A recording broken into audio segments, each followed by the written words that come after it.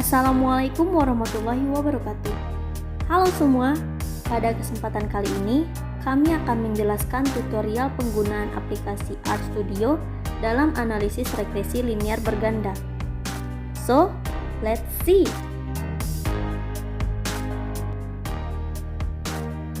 Oke teman-teman, kita membuka aplikasi RStudio terlebih dahulu. Kita tunggu loading. Oke, setelah aplikasi R-nya udah dibuka, sebelumnya untuk menyimpan hasil kerja kita pilih create a project, new directory, new project, dan di directory name itu nama folder untuk kita menyimpan hasil kerja kita di RStudio.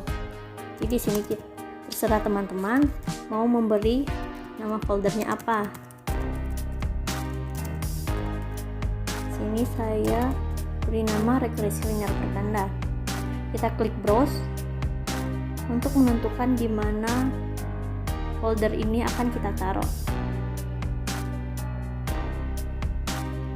Oke, kita taruh di sini, lalu kita open. Kita create project. Kita tunggu loading dulu. Oke, di sini dapat kita lihat bahwa hasil kerja kita akan disimpan di folder regresi linear berganda. Selanjutnya kita memasukkan data yang akan kita olah di RStudio ini. Kita lakukan di import dataset from Excel karena sebelumnya data disimpan di from Excel. Lalu kita klik browse untuk mencari data yang akan kita gunakan. Sini kita akan menggunakan data produksi. Lalu kita open, kita tunggu loading dulu. Setelah itu kita import. Oke, setelah datanya muncul, kita terlebih dahulu memodelkan regresinya. Model regresi. Oke, untuk menampilkan model regresi data ini kita menggunakan fungsi lm dengan data frame regresi lm, karena di sini kita ada variabel y dan dua variabel x, maka y x1 ditambah x2. Apabila teman-teman menggunakan lebih dari dua variabel, teman-teman dapat menambahkan plus lalu variabel berikutnya, variabel x berikutnya. Lalu kita lanjutkan, karena datanya disimpan dalam folder produksi,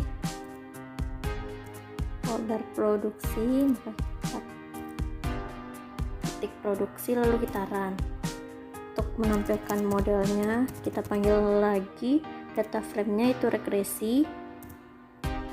Nah, di sini dapat kita lihat model regresi linear bergandanya, yaitu variabel y dipengaruhi oleh nilai konstanta sebesar 22.916,208 dan variabel x1 sebesar 5,745 dan variabel x2 sebesar 345,921. Dalam analisis regresi linear berganda itu ada 4 uji asumsi klasik yang harus kita penuhi. Yang pertama ada uji normalitas, uji multikolinearitas, dan uji autokorelasi serta uji heteroskedastisitas. Kali ini kita melakukan uji normalitas terlebih dahulu. Uji normalitas. Di uji normalitas kita akan melihat dari one sample Kolmogorov Smirnov. Kita menggunakan sintaks ks.test. Lalu kita masukkan data frame yang udah kita bikin, yaitu regresi $residuals, lalu ECDF. Untuk memudahkan kita copy aja yang bagian sini. Oke, lalu kita run. Maka di sini tampil pengakuan sampel Kolmogorov Smirnov testnya. Kita melihat dari nilai p-value. Di teori dijelaskan bahwa apabila nilai p-value besar dari 0,05, maka uji normalitas dipenuhi. Di sini dapat kita lihat dari analisis regresi data produksi, kita mendapatkan nilai p-value-nya itu 1. Maka dapat disimpulkan bahwa untuk data produksi uji normalitasnya sudah terpenuhi. Selanjutnya kita lanjut ke uji asumsi klasik yang kedua, yaitu uji multikolinearitas.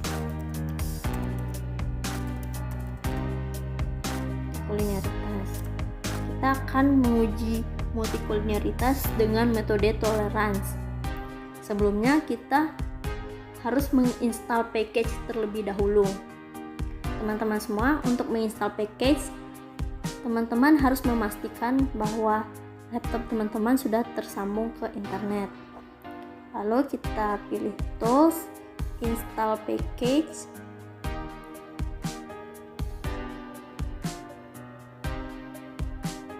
Dan di sini kita ketik package yang akan kita install. Di sini kita akan menginstal OLSRR. Lalu kita install. Kita tunggu package-nya di-download dulu.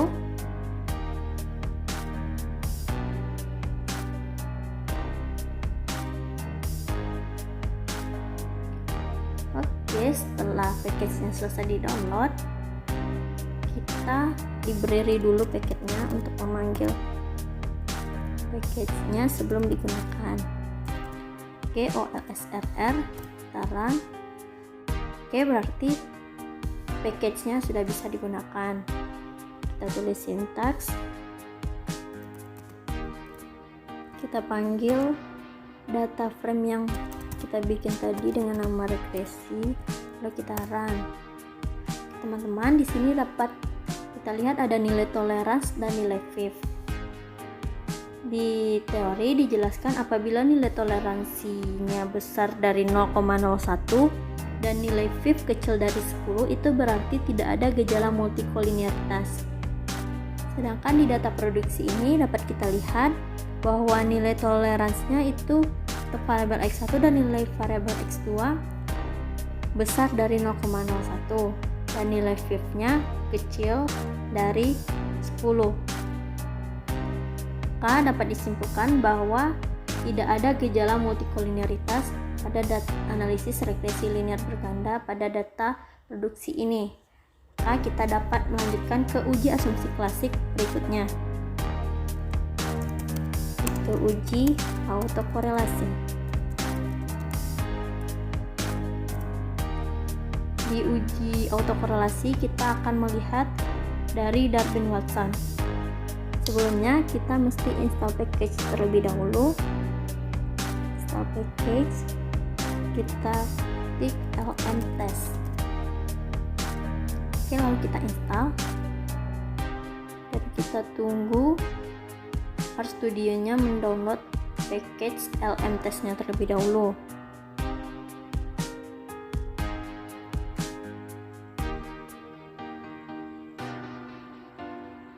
Oke, package-nya telah terdownload, lalu kita panggil dulu sebelum kita gunakan dengan sintaks library lm test, lalu kita run. Oke, berarti sudah bisa digunakan. Kita menggunakan sintaks dw test dengan data frame regresi.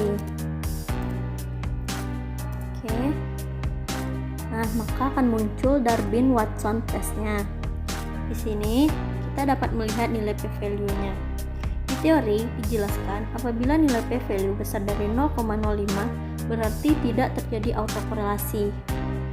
Kita lihat di sini nilai p-value dari data produksi yaitu 0,1946 yang berarti besar dari 0,05, dan dapat disimpulkan bahwa pada data produksi untuk uji autokorelasinya itu berarti tidak terjadi autokorelasi.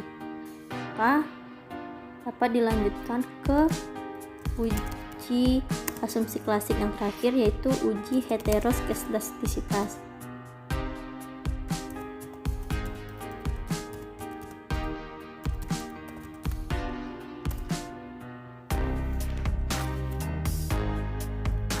Di uji heteroskedastisitas kita menggunakan sintaks BP test dengan data frame regresi. Kita menggunakan BP test karena kita akan menguji heteroskedastisitas dengan melihat Breuss-Pagan testnya. Lalu kita run dan akan muncul Breuss-Pagan testnya. Di sini kita melihat dari nilai p-value-nya, apabila besar dari 0,05 itu berarti tidak terjadi heteroskedastisitas. Pada data produksi ini kita dapat melihat nilai p-value-nya itu 0,4528 yang berarti besar dari 0,05. Maka dapat disimpulkan bahwa tidak terjadi heteroskedastisitas. Untuk data produksi dapat disimpulkan bahwa uji asumsi klasik analisis regresi linear berganda telah terpenuhi. Maka analisis ini dapat kita lanjutkan dengan memodelkan regresi linearnya. Kita pakai sintaks summary. Kita panggil lagi data frame sebelumnya itu regresi. Lalu kita run.